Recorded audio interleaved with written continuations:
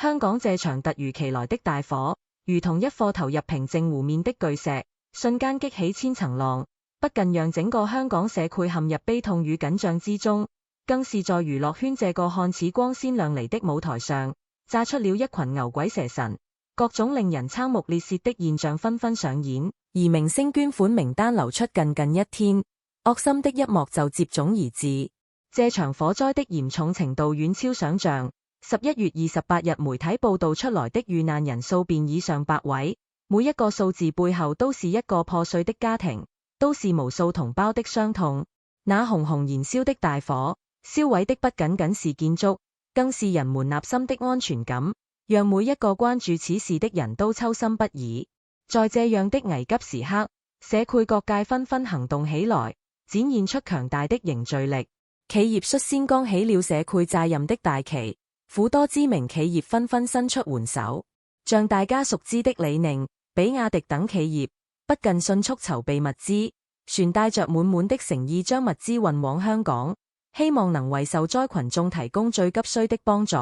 這些企業深知，在災難面前，穩定的環境和重建家園才是當下最關鍵的，所以他們選擇捐贈金錢和物資拼重，為災後重建貢獻自己的力量。香港的老牌豪門在這場災難中更是衝在了最前面，起到了良好的帶頭作用。霍啟剛在社交平台發文表示，霍家將捐出3000萬港幣用於災後重建。這一消息一經傳出，瞬間引發了廣泛關注。霍啟剛全誠懇地呼籲大家，希望大家能夠共同伸出援手，一起幫助香港渡過這個難關。他的這份擔當和愛心贏得了眾多網友的點讚和稱讚。與此同時，何超瓊也和謝霆鋒一起捐款500萬港幣，張柏芝也默默地向香港捐了100萬港幣。這些明星用自己的實際行動詮釋着對同胞的關愛，展現出了應有的社會責任感。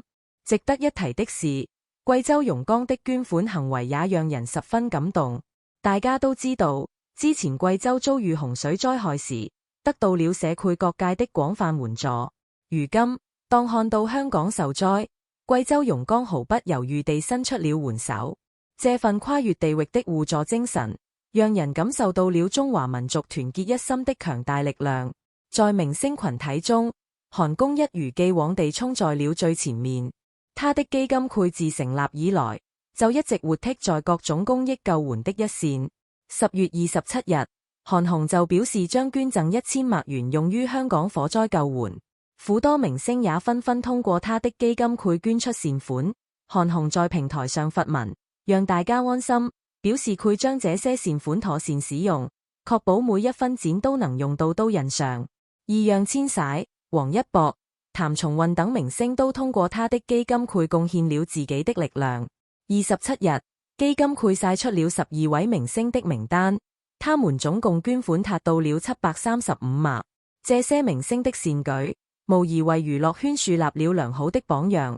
也讓大家看到了他們在公益事業上的積極態度。然而，就在大家齋心協力為香港火災救援出力的時候，一些不和諧的聲音卻開始出現。牛鬼蛇神們紛紛現出了原形。明星捐款本是一件值得讚揚的好事，但沒想到卻引發了一系列令人惡心的事情。楊冪在火災發生後，第一時間發文祈禱，表達對香港同胞的關心。這本是一個充滿善意的舉動，卻未想到遭到了部分人的質疑。有人認為他只是延後了代言人身份的官宣，發文祈禱顯得非常不走心，甚至覺得他應該捐款才行。但實際上，楊冪到底有沒有捐款，大眾並不清楚。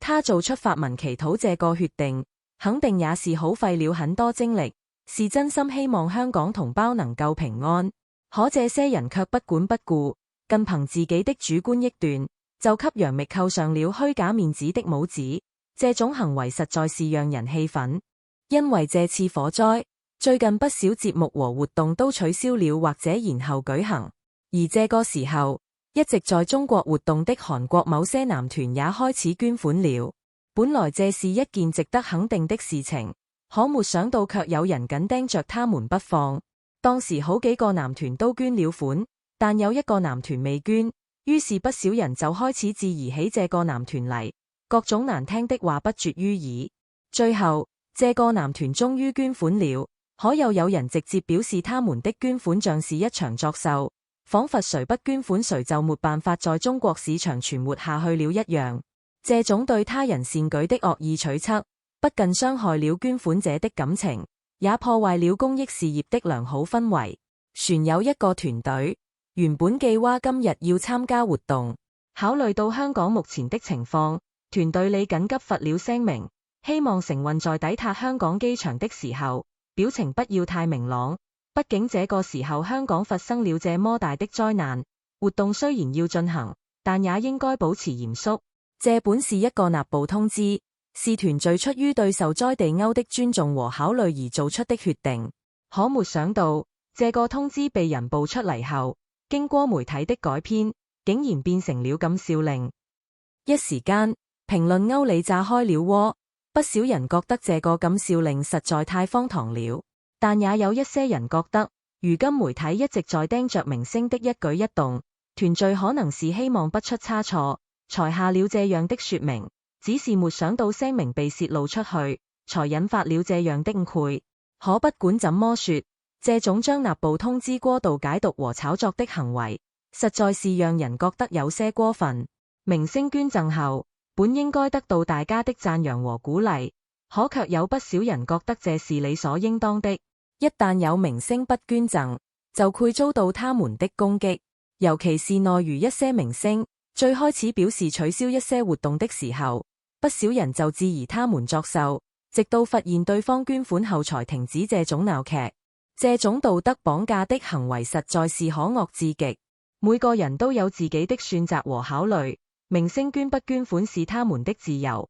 不能因為他們是公眾人物，就強迫他們必須捐款。而且，船有人會特意關注明星捐贈展數的多少，捐得少了，船要被懷疑都是明星了，卻只捐這麼一點，太摳門。這種對明星的過度苛責和要求，完全忽視了他們背後的努力和付出。其實，在災難面前，大家都不容易。就像楊千嬅，她的演出沒辦法取消，但她當即決定取消煙花和花籃，並且全決定把自己的演唱會收益等盈利全部捐獻出去。這是一個多麼有愛心和擔當的舉動啊！可即便如此，船是有人攰雞蛋裏挑骨頭，對他進行無端的指責。如今想想，當初拍別像拍的短視頻實在是預判了大眾的情緒，一旦有了天災人禍，各種質疑和負面聲音就會出現。大家在關注災難的同時，也應該保持理性和善良，不要輕易地對他人進行道德綁架和惡意取測。香港的這場火災已經給當地帶來了巨大的傷痛，我們此刻最應該做的是團結一心，為香港同胞提供幫助和支持，而不是在內部互相攻擊和指責。希望香港同胞能夠早日渡過這個難關，重建美好家園，也希望大家能夠多一些理解和包容，不要再對那些獻出愛心的明星和自己人進行無端的攻擊了。讓我們的社區充滿愛和溫暖，共同迎接美好的未來。不知道大家對於這些現象又有着怎樣的看法呢？是和我一樣感到氣憤和無奈，還是有着其他獨特的見解呢？不妨一起探討探討。